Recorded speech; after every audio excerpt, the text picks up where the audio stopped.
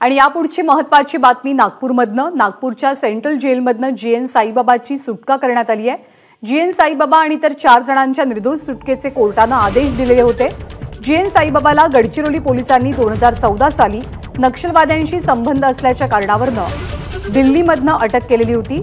सबळ पुराव्यांच्या आधारे त्यांची मुक्तता करण्यात आलेली आहे आणि त्यांना जामीन मिळून 2 ते 3 दिवस झालेत, परंतु कागदपत्रांची पूर्तता न झाल्यामुळे त्यांच्या सुटकेचे प्रयत्न सातत्याने कुटुंबियांकडून केले जात होते। आज अखेरीस नागपूर सेंट्रल जेलमधनं जीएन साईबाबा यांची सुटका झाली आहे।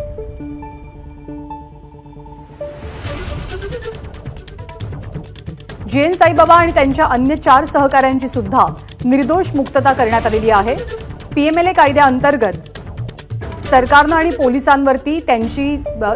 पोलिसांनी त्यांच्यावरती केलेली कारवाई ही योग्य नसल्याचा निर्वाळा कोर्टाकडून देण्यात आला। पोलीस प्रशासन आणि सरकार योग्य ते पुरावे सादर करू शकले नाहीत। याचमुळे निर्दोष मुक्तता करण्याचा निर्णय सत्र न्यायालयाकडून देण्यात आलेला आहे आणि त्यानंतर आता सरकारने आणि पोलिसांनी पुढच्या कोर्टातही धाव घेतली आहे। दरम्यान जीएन साईबाबा यांची आज तुरुंगातून सुटका होते। अधिक माहिती देतात रजत वशिष्ठ।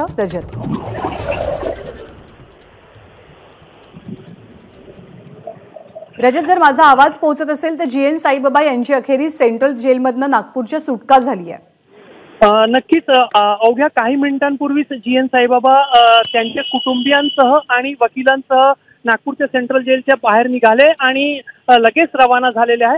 कुठलीही प्रतिक्रिया त्यांनी दिलेली नाही। मात्र 2014 मध्ये जेव्हा गडचिरोली पोलिसांनी त्यांना अटक केलेली होती दिल्लीमधून, तेव्हापासून गेले 10 वर्ष ते तुरुंगात होते। मधल्या जामीन मिळाल्याचा कालावधी सोडलं तर सातत्याने ते तुरुंगात होते। मात्र परवा न्यायालयाने जो निर्णय दिला त्याच्यानंतर जीएन साईबाबा आणि इतर जे आरोपी या प्रकरणातले होते त्यांना दिलासा मिळाला आणि त्याच्यानंतर काल कायदेशीर प्रक्रिया पूर्ण केल्यानंतर आज सकाळी त्यांची सुटका झालेली आहे। दरम्यान पोलिसांचे जे प्रयत्न होते की जीएन साईबाबा कुठल्याही पद्धतीने तुरुंगातून सुटू नये, अगदी सर्वोच्च न्यायालयापर्यंत पोलिसांनी आणि राज्य सरकारने धाव घेतली, मात्र न्यायालयाकडून पोलिसांना कुठलाही दिलासा मिळू शकला नाही। त्यामुळेच आता जीएन साईबाबा जे आहेत त्यांची मुक्तता झालेली आहे।